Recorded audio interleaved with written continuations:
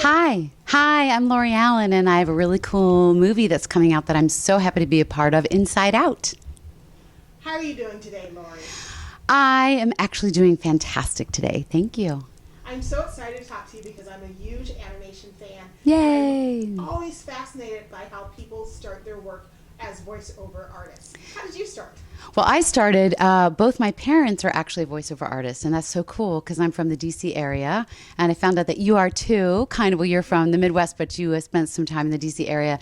So my mom and dad are voiceover artists, and so I pretty much learned everything I know from them, and I went to Tisch School of the Arts, actually went to Emerson before NYU Tisch School of the Arts, and so I remember thinking, I wonder if my day job should be voiceovers, and I was like, Dad, you should help me put together a reel, and Mom, you're so good, and Dad, you're so good. I guess you guys should help me with that. And then all of a sudden I was like, oh, I don't need a day job. That's my job. And then I realized how much that's one of the most amazing jobs you could ever have. And I spent so much of my life around interesting, cool people and my parents' friends that were all really cool actors and imitating them and just listening and observing people. And I just thought, I love this idea of doing animation. And I was part of Gotham City, which is the Groundlings back on the East Coast, and just doing crazy character voices and comedy. And I just thought, I put those two things together, and then out there came animation. So I moved from New York to Los Angeles, I think in 1994, and took some really good classes. I can't stress, taking classes enough. I love coaching now too. And then, and I landed my very first series shortly after taking some classes called SWAT Cats at Hanna-Barbera, and I got to work with some of the very best, Frank Welker and Jim Cummings and Mark Hamill and Kenny Milo, and I know I'm forgetting some of the amazing cast, and with one of my favorite directors of all time, Chris Zimmerman. So that's how it all started, and I've never stopped since, and I love it. It's the best form of storytelling there is. That is so fun. So what kind of voices did your parents do, and what was your very first animated voiceover? My parents do tons of voices. They're both really great theater actors, so that's a whole separate thing. You'd have to interview them to ask them what their favorite voices are. My dad does a ton of crazy voices. My mom's a great actor. She does a crazy, just amazing characters on stage. She's still acting all the time.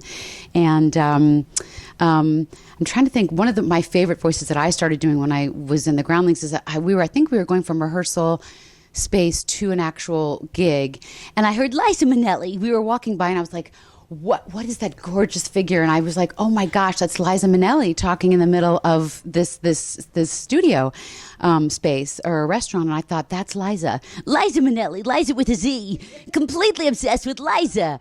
So I think that was probably one of the first voices I did, that and like some version of some smoker lady, and I called her Aunt Sylvia.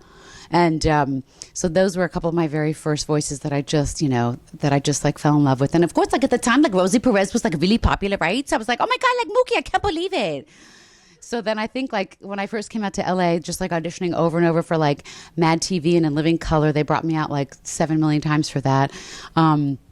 So those three were like my first three go-to characters. But then SWAT Cats was really my first series, and she was like Felina Farrell. She was just like a tough young sergeant. And so that was my first gig. And then trying to think what other just various crazy sundry characters. I think when you can, run the gambit of characters and be able to just sort of listen to everyone in your life as you walk through the market, the CVS aisles, you can sort of imitate anybody and really keep your eyes and ears open. It's like then you have a better chance of doing all the various parts. I'm like, I'll do that one. When you're at work, you do the miscellaneous characters, and then you sort of fill up your book of your cast of characters. Well, you are super busy, and I'm super excited because I'm a major Pixar Disney fan. Yay. What was it like joining Pixar and working on this project? Just amazing. I have the wonderful Mickey McGowan to thank. I'm forever in her debt, and she's such an amazing, wonderful lady. She called my agent and she said, who is this great gal? Her website is very goofy and entertaining, and she seems to be kind of a gal who can sort of do anything. And she's an improviser, right? And my agent said, she sure is. I love my agents at DPN, the ladies in the animation department, Tanya and Brooke. And she said, well, let's have her come in to join the rest of the Pixar players, as I guess we might be referred to. So I'm trying to think when I joined in, maybe around the time of Wall-E, Cloudy with a Chance of Meatballs, right? You may know better than me. Toy Story 3 and Monsters University. So it's so challenging and fun. It's fun. It's crazy fun. You just get to work all day together on one of the Disney sound stages, and you are on your feet, on your toes all day, just improvising like all day. You are just filling in every voice, every scene, just every nuance of every scene of the entire movie. It's so cool. It's just such an honor to do it, to be on the set with your fellows, or in the sound stages there, and filling in all the nooks and crannies and colors of the movies. It's just incredible. It's like a dream come true. Now, have you had a chance to see the movie yet? I've seen lots of bits and pieces, so it's really cool. I've seen just a lot of different scenes, especially obviously where my character is. In Inside Out, as you know, it's about a little girl who moves from the Midwest, and she begrudgingly has to move with her parents, obviously, to San Francisco, and she's not happy about it, and so her emotions are, high. And so the mom and dad, they also have emotions too, right? So it's about when your emotions are just running crazy. So the mom's voices in her head are they're very much like The View. And so I'm clearly, I was like, God, that's crazy. I guess it's a little like typecasting. I'm sort of the bossy one in the mom's head and Diane Lane's head. So we're like, signal the husband. So it's a beautiful motion picture. I mean, it's beautifully, the way, the colors, it's just extraordinary. It's a touching, just very moving picture. It's really beautiful. And the way they parent the daughter in the movie is great. The way they sort of poke fun at like the hippy dippy, like broccoli pizza. And the way that all of us have to kind of deal with the many emotions that go on at one time, and how some of them are repressed at some time and then the others move to the forefront at other times. It's just really cool. And Riley, the little girl in the movie, she's really got a lot on her plate dealing with the big move, and it just really talks about how we don't like to deal with change and how we have a lot to overcome, all of us do, and how we deal with all of our emotions. And so it's a really cool movie. I'm really proud to be a part of it.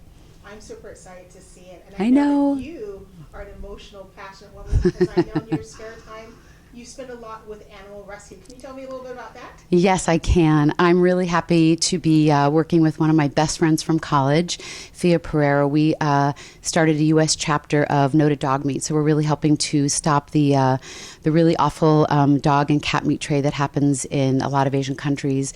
So we're having a really amazing thing that you guys can all be a part of. It's called Putting for Pups. So you can go to puttingforpups.com in September at the beautiful Pasadena Rose Bowl, and it'll be a really cool golfing event by day and gala at night. Some really amazing heavy hitter comedians will be there, and you can be a part of the solution so that the awful things that happen to our beautiful pets don't happen anymore.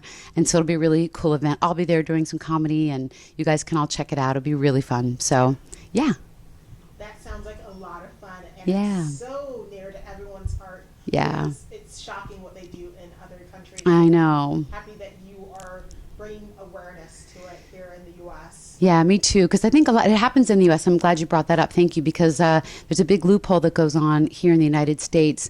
So it actually goes on here too. So we're working on legislation. We actually support a lot of sanctuaries in all sorts of parts of the world, like that happens in Thailand and Korea, and so we support our fellow activists there in China and all of these other countries. And we're also passing legislation, and one of the things we have to do here is really clean up our own backyard, so to speak, here in the United States. And without getting too into it, people just need to be aware. There's in 44 states you are able to consume your own pet, which is kind of like, what? Say what?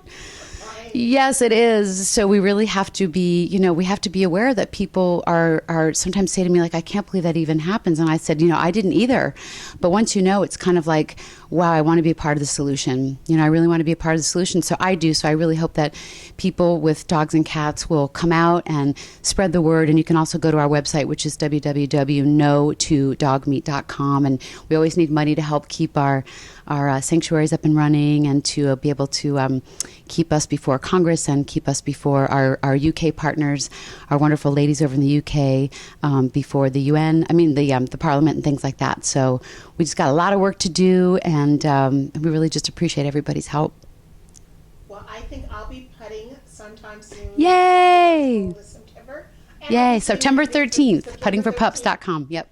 And I'll be seeing you you on the big screen in a couple of weeks. I'm so happy. Signal the husband. Signal the husband. Thank you so much for talking to me. Thank you. And SpongeBob's coming back too. I'm so excited. So I'm so excited. I'm beyond. I feel like it's such a great month and so much to celebrate. So come out to puttingforpups.com. And if anybody's around, you can come out. We're going to be right at El Capitan Theater on Monday. So that'll be so exciting. Yay. Exciting. Yay. Thank you. Bye, everybody.